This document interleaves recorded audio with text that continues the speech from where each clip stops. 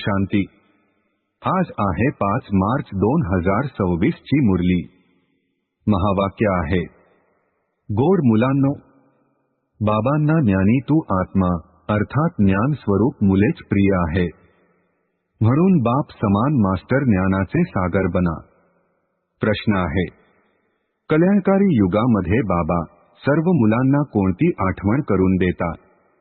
उत्तर आहे, मुलांनो, तुम्हाला आपले घर सोडून 5000 वर्षे झाली आहेत।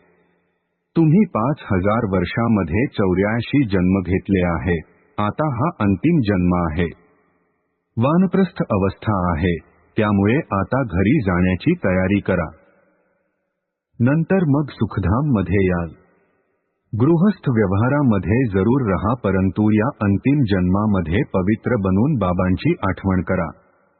धारणेसाठी मुख्य सारांश आहे, 1. योग अग्नीद्वारे विकर्मांच्या भेसळीला भस्म करून पावन बनायचे आहे। आता वानप्रस्थ अवस्था आहे, त्यामुळे परत घरी जाण्यासाठी संपूर्ण सतोप्रधान बनायचे आहे। 2. या कल्याणकारी युगामध्ये बाप समान दुःख हरता सुखकर्ता बनायचे आहे। आजचे वरदान आहे, सदैव कंबाइंड अर्थात एकत्रित स्वरूपाच्या स्मृतीद्वारे अवघड कार्याला सोपे बनविणारे हलके आणि प्रकाशधारी भव।